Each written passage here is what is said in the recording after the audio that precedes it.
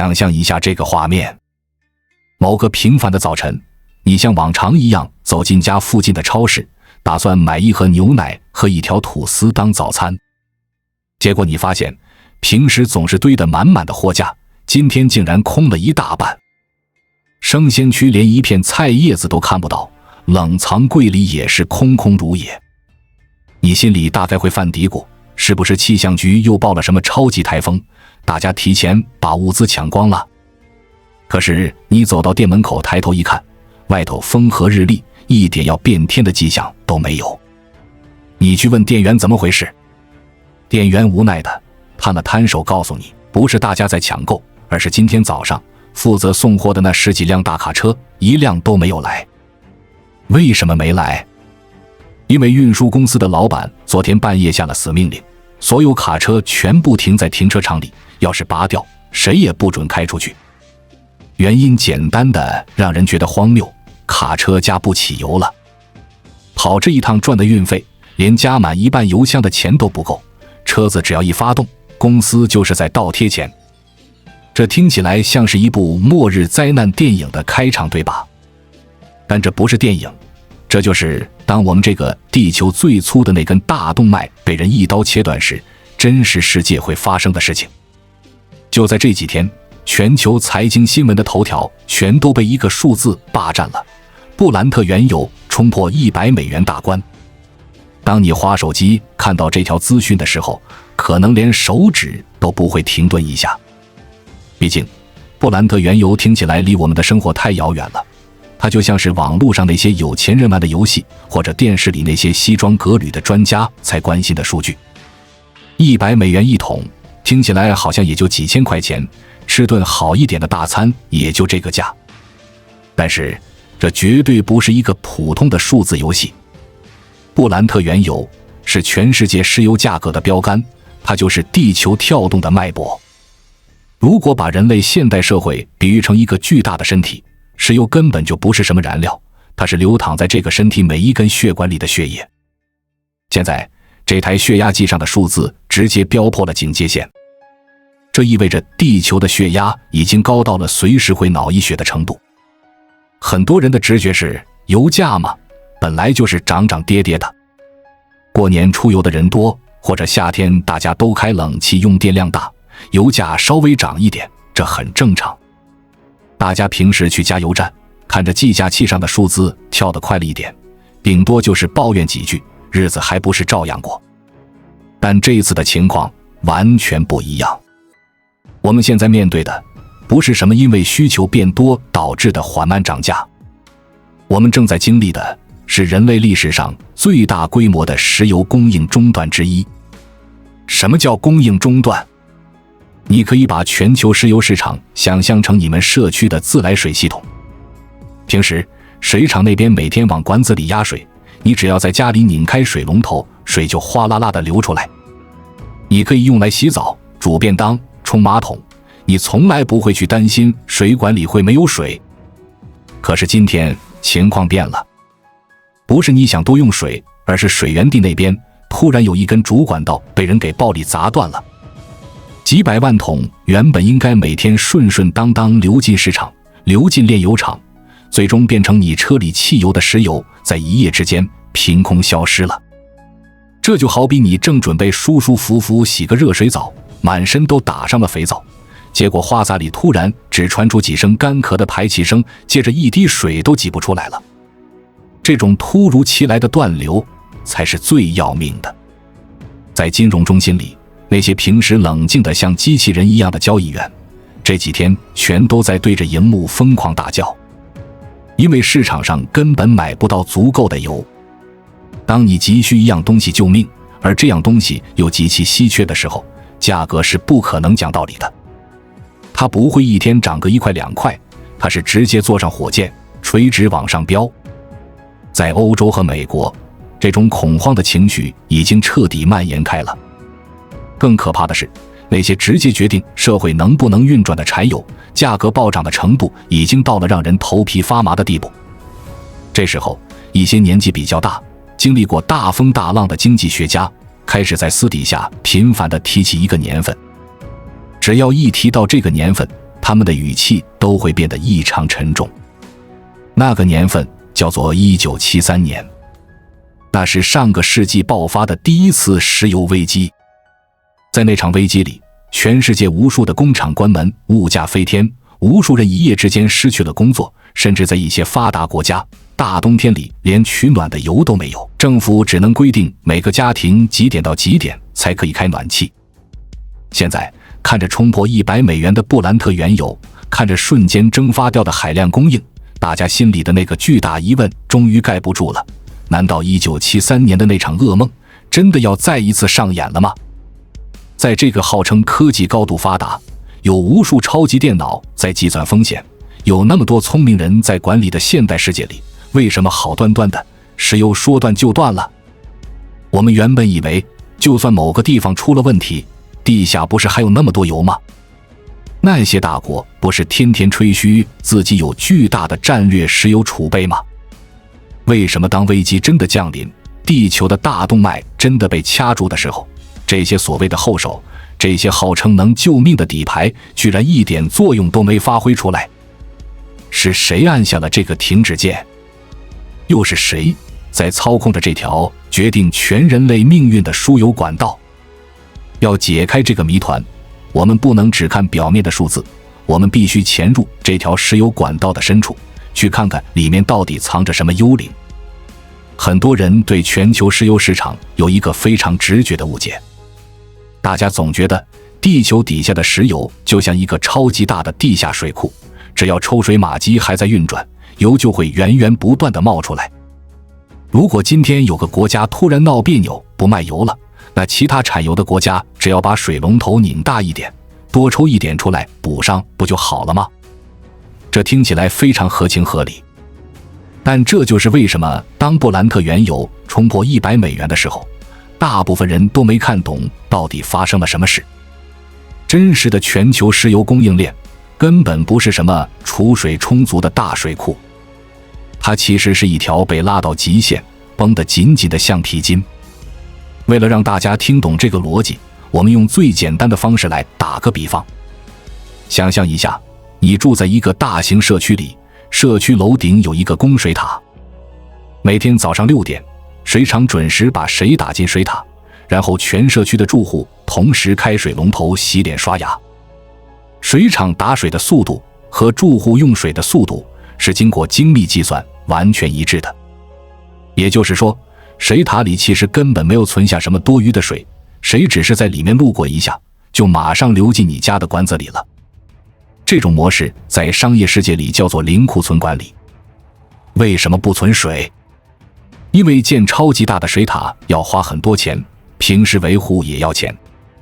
商人都精明得很，只要进水和出水的速度完美配合，就能省下大笔的成本。全球的石油交易就是这么运作的。中东的油井，海上的超级巨轮，各国的港口，再到炼油厂，所有的环节就像齿轮一样严丝合缝。一艘装满原油的巨轮在海上要漂整整1个月才能到港口，而炼油厂那边的机器1分钟都不停，油一送进港口马上就开始加工。所有的时间表都是提前几个月就安排好的。结果有一天，负责给你们社区供水的水厂突然有一台主马达烧坏了，其实就停机了短短2个小时，但灾难马上就开始了。水塔里的水瞬间被抽干，管子里全是空气。就算2个小时后马达修好了，水重新打进来，你想马上洗澡也是不可能的，因为管子里的水压完全乱了套，水流要重新填满每一根管道，需要好几天的时间。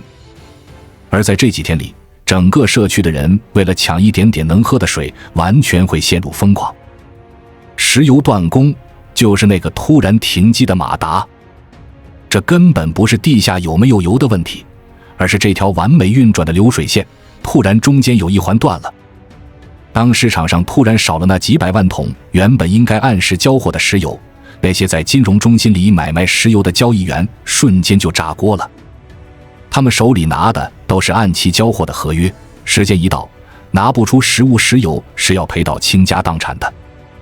于是所有人都在同一个时间冲进市场，不计代价的到处抢买现成的石油。这个时候，谁手里有现货，谁就可以漫天要价。这也是为什么原油价格不是慢慢爬升，而是在几天之内直接翻倍往上窜。听到这里，你脑海里肯定会冒出一个巨大的疑问：不对啊，我们在看新闻的时候，那些大国不是天天把战略石油储备挂在嘴边吗？他们不是常说自己地下存着的油，就算被彻底封锁，也足够全国用上90天甚至半年吗？既然有这么大一张底牌，为什么不用呢？在我们进一步探索之前，我们有一个激动人心的消息要告诉大家，我们已经开通会员功能了。现在您可以加入我们的会员大家庭，享受会员专属影片和更多独家内容。别忘了关注才知道，并点击小铃铛，我们将继续揭示更多关于金钱的真相，助你迅速实现财务自由。直接把储备拿出来砸进市场，价格不就降下来了吗？这就是整个事件里最残酷的第二个真相。战略石油储备就像是你家冷冻库最底层那一块冻了3年的大肥肉。当你在半夜饿得胃抽筋，马上就需要一口东西救命的时候，这块冻肉根本帮不上忙。你不能拿出来直接啃，对吧？你要先把它拿出来放在水里解冻，然后再切块，最后还要起锅烧油把它炒熟，才能咽下肚子。各国的战略储备油就是那块冻肉，它们绝大多数不是你在加油站能直接加进车里的汽油或柴油，而是刚从地底下抽出来，黑乎乎、粘稠且有毒的原生态原油。这些原油被储存在巨大的地下岩洞或者深山里。当市场极度缺油的时候，政府哪怕下令打开阀门，要把这些原油抽出来，装上火车或轮船，运到几百公里外的炼油厂，再经过复杂的化学加工变成成品油，最快也是几周以后的事情了。这就好比火都烧到眉毛了，原水根本就不了近火。更讽刺的是，你以为政府手里的底牌很大，但跟全世界庞大的消耗量比起来，简直微不足道。有时候新闻上会大张旗鼓地报道，说为了平息油价，几个大国联手释放了5000万桶战略储备原油，听起来是个天文数字，对吧？但你知道全人类现在一天要烧掉多少石油吗？刚好是1亿桶。也就是说，政府把压箱底的宝贝拿出来，搞得惊天动地，结果只够填满地球人半天的胃口。这就好比一栋摩天大楼着火了，你拿着一瓶矿泉水跑过去往火里泼，除了听见一声水蒸气蒸发的滋滋声之外，什么也改变不了。原油供应链的极度脆弱，加上战略储备的原水救不了近火，让100美元的布兰特原油成了压垮骆驼的开始。但是如果你以为这就是危机的全部，那你就大错特错了。当你看着原油价格破百而感到焦虑，当你开车去加油站看着汽油价格抱怨连连的时候，其实你完全看错了重点。在这场席卷全球的能源风暴里，原油只是原材料，汽油也只是个人代步的工具。真正引发欧美市场彻底恐慌，真正能把一个国家的经济在一夜之间变成绞肉机的，根本不是汽油，而是一个平时极其不起眼，绝大多数普通人一辈子都不会自己去买的液体。如果没有它，我们引以为傲的现代文明从繁荣到彻底断粮，中间的距离其实只有短短的3天。它就是柴油。为什么单单少了柴油，整个世界就会立刻瘫痪？我们每天吃的饭、穿的衣服，到底跟柴油有什么致命的关联？打开每天的新闻，每次提到油价大涨，电视画面上永远配的是普通人在加油站拿着油枪，看着计价器猛跳，然后摇头叹气的画面。这就给大家造成了一个巨大的错觉，大家觉得所谓的能源危机，就是我那台轿车加满1桶油要多花几百块钱。大不了我不开车了嘛，我改搭捷运、坐公车，或者周末干脆待在家里不出去玩，这危机不就躲过去了吗？如果你也是这么想的，那就真的把事情想得太简单了。在能源的真实世界里，汽油和普通人的代步车只是最表层的一层皮。真正把欧美各大经济体逼到墙角，让那些大企业老板和政府高官急得像热锅上的蚂蚁的，根本不是汽油，而是柴油。为什么是柴油？为了让大家一听就懂，我们打个最简单的比方。在这个世界上，汽油就像是一瓶运动饮料或者一杯手摇饮。你出去打球、逛街的时候喝一杯，感觉很爽。但如果你今天没钱买手摇饮了，喝白开水行不行？当然行，你不会因为没喝到运动饮料就活不下去。但柴油是什么？柴油是整个现代社会每天必须吃下去的那碗白饭。你不喝手摇饮顶多是心情不好，但如果你3天不吃白饭，你连站都站不起来。整个地球的经济体如果断了柴油，绝对不是大家不出门玩那么简单，而是整个社会的运转会直接像撞上一堵水泥墙一样，瞬间停摆。很多人可能平时根本接触不到柴油，但你现在转头看看你身边的东西，你今天早上在卖场买的那颗高丽菜，你穿在身上的这件衣服，你正拿着看这部影片的手机，甚至你家外面那栋正在盖的电梯大楼，它们全都是靠柴油喂出来的。高丽菜在农田里翻土采收的农业机具喝的是柴油，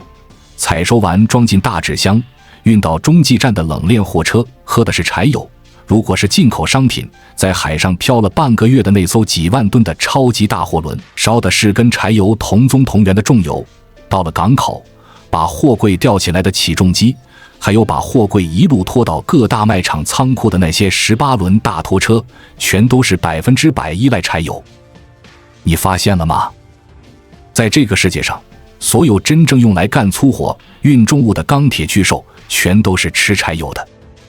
所以，物流界有一个非常写实的倒数计时法则：如果没有柴油，我们引以为傲的现代文明距离彻底崩溃断粮只有短短的3天。这不是在吓唬人。第一天没有柴油，高速公路上负责送货的重型大卡车全部抛锚。大型卖场里的鲜奶、蔬菜、肉类，只要一天没补货，加上民众一恐慌跑去抢购，到了晚上货架就会空得连1粒米都不剩。第二天没有柴油，城市里的垃圾车开不出来，成堆的垃圾会在街头发臭。医院里用来急救的备用发电机没有油可以烧，只要一停电，加护病房里的维生系统全都会跟着停摆。到了第3天，所有的工厂因为等不到原物料，只能被迫关门。加油站的地下油槽彻底见底，连普通的汽油车也别想动了。整个社会的物流、金流、人流会像一个人突然心肌梗塞一样，完全停止跳动。这才是欧美市场现在陷入极度恐慌的真正原因。因为布兰特原油冲破$100，导致炼油厂根本拿不到足够的原料。你要知道，炼油厂不是变魔术的，一桶黑乎乎的原油放进去，它能提炼出多少比例的汽油，多少比例的柴油，那都是化学定律定死的。原油进不来，柴油的产量就直接断崖式下跌。在欧洲，情况更是惨烈，因为欧洲有极大比例的家用轿车本身就是柴油车，而且它们冬天用来取暖的燃油，本质上也是一种柴油。这就等于是一大群嗷嗷待哺的人，在跟那些维持国家命脉的大卡车、大货轮抢同一碗原本就不够的白饭。这个时候，柴油的价格就不再是单纯的商品价格了，它变成了救命钱。物流公司的大老板看着翻倍的柴油报价，他能怎么办？他不可能不加油，因为不加油，公司马上就倒闭。他只能咬着牙把这笔天价的油钱付出去。但是羊毛出在羊身上，这些多付出去的油钱最后会变成什么？它会变成极度恐怖的通货膨胀。物流成本暴涨，卖场里的蔬菜马上跟着翻倍涨价，你买的便当变贵了，你的电费单数字变大了，你生活中的每一样东西全都在疯狂吸你的血。你就算一天都没开车出门，这场柴油引发的超级风暴也早就把手伸进你的钱包，把你辛辛苦苦赚来的钱全部掏空。当你弄懂了这层逻辑，你会突然惊觉一件事：这套通过掐断石油、拉高运输成本，最后让通货膨胀去洗劫普通人财富的剧本，怎么听起来这么耳熟？没错，现在发生的一切，其实剧本在几十年前就已经写好了。而且当年那场大戏，直接改写了全世界财富的流向。当年到底发生了什么事？为什么说现在的这波操作跟当年简直是一个模子刻出来的？只是操盘的手法变得更加隐蔽，更加致命。让我们把时钟拨回半个世纪前，去看看那个让所有经济学家至今都心有余悸的1973年。那其实不是一场简单的能源危机，如果把它拨开来看，那就是一场在全球尺度上演的黑帮抢地盘大戏。而这场戏的主角们今天又杀回来了。为了让大家彻底搞懂，我们不要讲什么复杂的宏观经济，我们就把当时的世界当成一个正在上演黑帮抢地盘的旧上海滩，或者是一条只有一家大势力的商业街。当时的情况是这样的，欧美那些发达国家就像是商业街上开大工厂赚大钱的老板，他们机器轰隆隆地转，每天都在生产汽车、电视机，赚得盆满钵满。但是这些大机器全都要吃一种特殊的黑泥巴，也就是石油。而卖黑泥巴的是街角另一帮人，这帮人平时看着不起眼，一直以很便宜的价格，大概1桶只要2-3块美金，把黑泥巴源源不绝地卖给那些大工厂。大老板们觉得理所当然，甚至完全没有把卖泥巴的放在眼里。结果有一天，卖泥巴的这帮人突然醒悟了，他们聚在一起开了一个会，一拍桌子说：不对呀，明明是你们这些大老板离不开我们的黑泥巴，没有我们，你们的机器全都变成废铁，凭什么价格是你们说了算？我们要搞清楚，到底谁才是这条街真正的老大。于是他们没有去砸工厂，也没有去打架，他们只做了一个极其简单的动作，关掉水龙头。他们宣布，从今天起，不仅油价要大涨，而且我们还不卖给你们其中几个跳得最高的老板了。这一招就是传说中的断你粮道，整个世界瞬间就疯了。当时的油价不是涨10%、20%，而是在短短几个月内直接飙升了4倍。大家可以想象一下那个画面，那绝对不是开玩笑的。在繁华的美国和欧洲，马路上的汽车排成了好几公里长的长龙，就为了抢加那么一点点油。很多加油站直接挂上没有油的纸板。政府为了省油，强制规定高速公路必须降速，连大晚上的霓虹灯招牌都不准开，甚至连游乐园的灯都被拔了插头。工厂因为电费和物流费暴涨，根本开不下去，只能大规模关门。无数普通人昨天还在正常上班，今天就被老板叫到办公室发了纸箱，让他们打包走人。物价就像脱缰的野马，你去超市买一条吐司，今天是一个价，明天就变成了双倍。人们手里拿着缩水的钞票，看着干瘪的钱包，完全不知道明天该怎么活下去。这就是1973年石油危机最真实的写照。它不仅是一次价格的飙升，它是一次极其暴力的财富大洗牌。那些大工厂老板和普通上班族口袋里的钱，被一股看不见的力量硬生生地吸走，全部流向了产油国的金库。半个世纪过去了，今天的人们回头看这段历史，很多人会觉得那都是过去式了。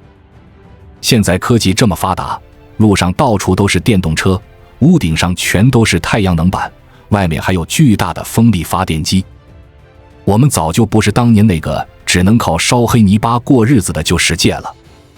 既然我们有了这么多替代方案，1973年的噩梦怎么可能再重演？如果你也是这么想的，那说明你完全低估了现在这场危机的致命程度。现在的情况其实比1973年还要严峻得多。为什么？因为在1973年，那个关掉水龙头的人是站在明处的。你知道是谁不卖油给你，你知道源头在哪里，各国代表还可以坐下来谈判，大不了服个软，或者用其他利益去交换，总能找到解决的办法。但是今天，当我们看着布兰特原油冲破100美元，看着史上最大规模的石油供应中断爆发时，你会发现，你根本找不到那个唯一关掉水龙头的人。现在的断供是一个无比复杂的连环大爆炸，这里面有表面上的地缘冲突，有莫名其妙停摆的输油管道，更致命的是，在过去这10几年里，很多发达国家为了推行所谓的绝对环保，强行阻断了能源公司去盖新的炼油厂和钻探新的油井。这就好比你为了逼自己减肥，把家里原本那个大冰箱给扔了，换成了一个只能装2瓶水的迷你冰箱。你以为这样就能管住嘴，结果突然有一天，外面连续下了1个月的大暴雨，外送员进不来，超市也关门了。你打开你那个迷你冰箱，发现里面什么吃的都没有。这才是今天这套剧本最可怕的地方，操盘的手法太隐蔽，而且是系统性崩坏。当年是别人不卖给你，今天是整条供应链的基础设施，在经历多年的投资空窗期和突发事件的连环撞击后，直接在内部断裂了。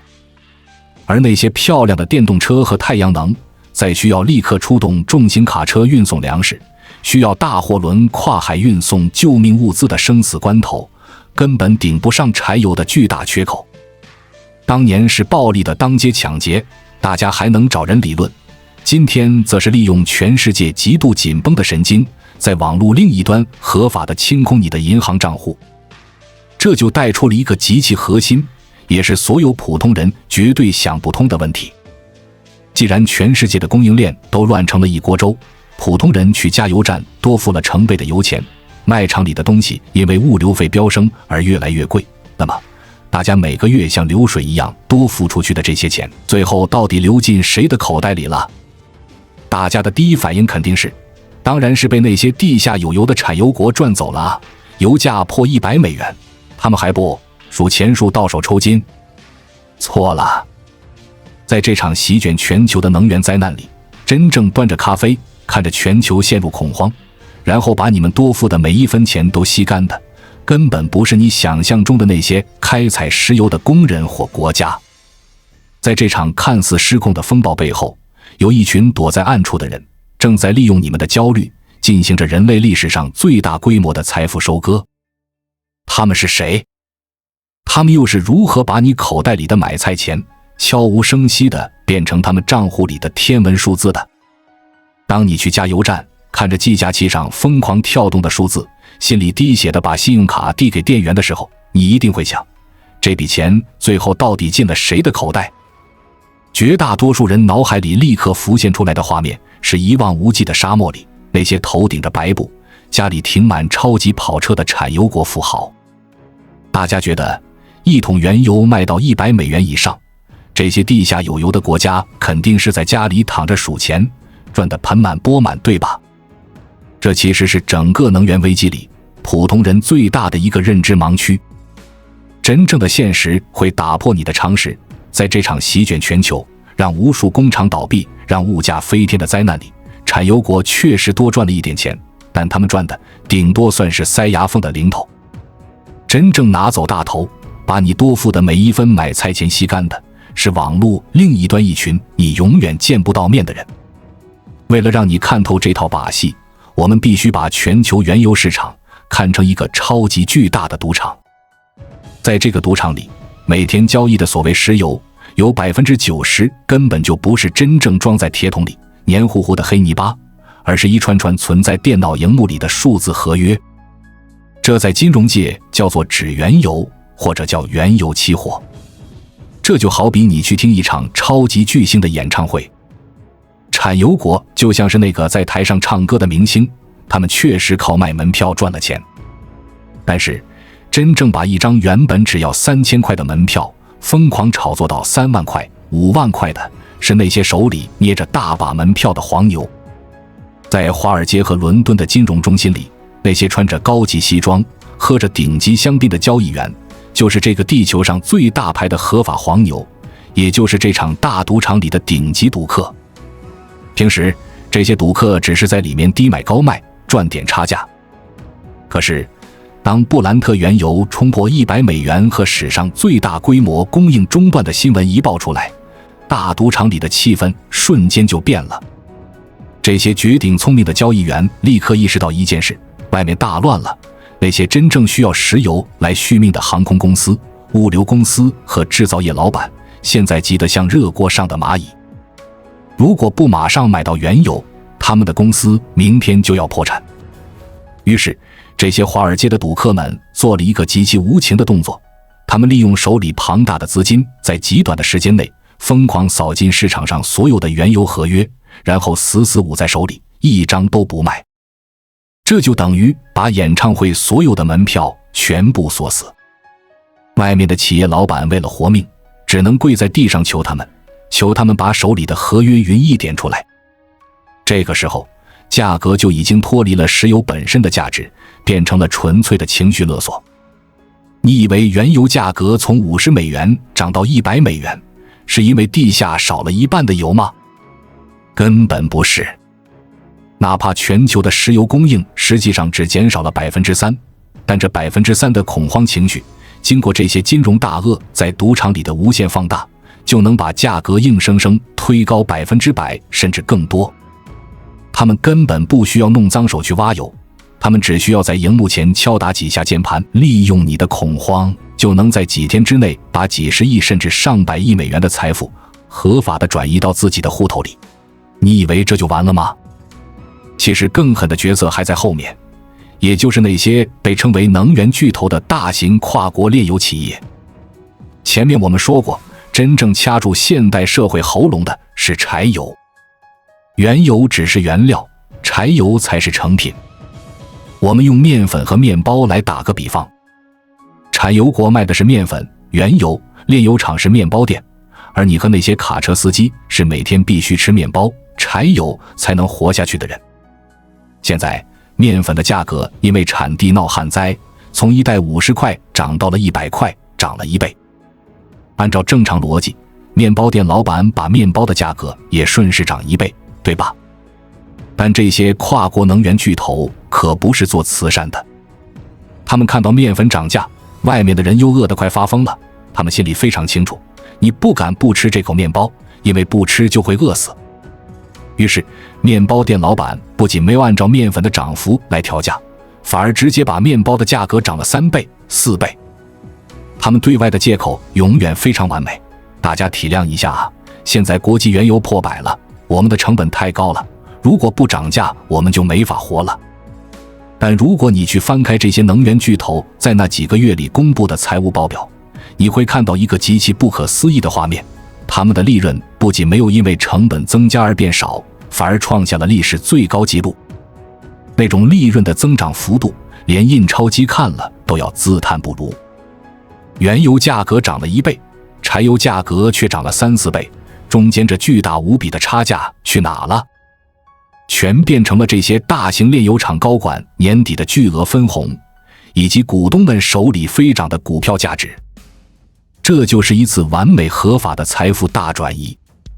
当你去大卖场买一颗高丽菜，发现价格比上个礼拜贵了整整1倍的时候，当你收到这个月的电费账单，看着上面多出来的好几千块钱的时候，你千万不要以为这笔钱凭空消失了。你多付出去的每一分钱，正在顺着卖场的收银机，顺着物流公司的运费单，顺着加油站的油枪，跨越汪洋大海，精准地流进华尔街对冲基金的账户里，流进那些跨国能源巨头无底洞一样的口袋里。大家都在同一条船上熬过危机，你以为大家都在勒紧裤腰带过苦日子，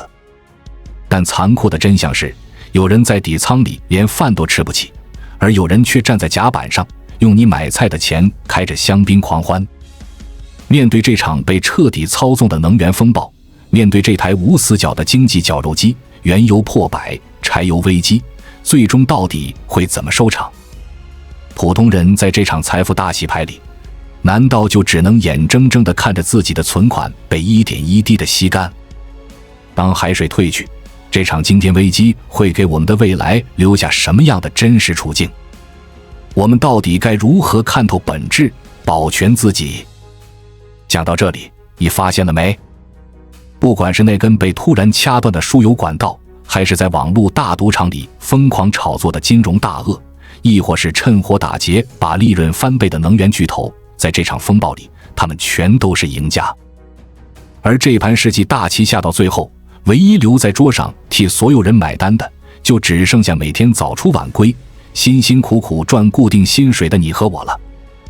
面对这么残酷的现实，很多人心里其实还抱持着一丝希望。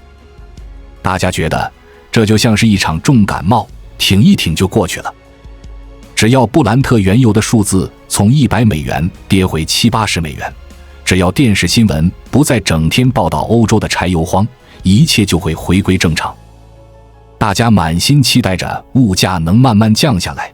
期待着生活能回到几年前那种物美价廉、随心所欲的好日子。如果你心里也是这么盘算的，那你可能要在接下来的几年里吃大亏了。我们用一个最生活化的比喻来解释。想象你家楼下有一间开了10几年的平价吃到饱餐厅，你早就习惯了花很少的钱就能进去大吃一顿。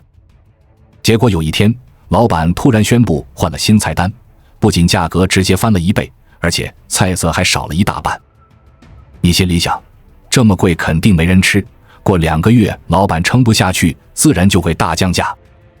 结果你等了半年，发现不仅这家店没降价，整条街的餐厅全都在这一波风潮里悄悄把价格定死在那个极高的位置上。那个便宜吃到饱的时代，连大门带招牌已经被彻底拆除，永远回不来了。这次因为布兰特原油破百，柴油断供所引发的全球连环大爆炸，根本不是什么短期的市场波动，它是一次极其暴力、毫不留情的全球经济底层大洗牌。在这个洗牌的过程中，人类长达半个世纪的廉价能源时代已经被宣告正式终结。哪怕未来某一天，石油的价格表面上看似跌回去了，你多付出去的那些生活成本也绝对不可能回到从前。为什么？因为那些大卖场、物流公司和制造工厂的老板们都已经被吓坏了。他们亲眼见识到了整个地球的供应链原来薄得像一张纸，随时都会因为一个莫名其妙的原因彻底断裂。为了防备下一次突然停摆的风险，为了不让自己破产，所有的企业都会把这种极度缺乏安全感的恐慌变成一层一层加厚的价格标签。最后，这些为了应对未来风险而增加的庞大成本，全都会稳稳地贴在你每天必须买的那颗高丽菜上，贴在你的电费单和通勤车票上。物价上去容易，想让它下来，在现代经济的重力场里是完全违反自然规律的。既然我们无法逆转这场巨大的海啸，作为一个普通人，我们到底该怎么保全自己口袋里的那点辛苦钱，在这个新世界里安稳地活下去？答案其实极其简单，就是立刻丢掉对过去美好的幻想，改变你花钱的底层逻辑。以前在廉价能源时代，你可以毫无顾忌地去借钱、去贷款，买那些每个月要吃掉你大半薪水的豪华汽车，或者堆满用不到的电子产品。因为那时候物价稳定，你觉得自己的购买力永远在那边。但是现在，整个大环境的容错率已经变得极低。在万物皆涨，唯独薪水不涨的时代里，通货膨胀就是一笔隐形的最重税务，它每天都在无声无息地偷走你银行账户里的购买力。你需要做的是极度保护你个人的现金流，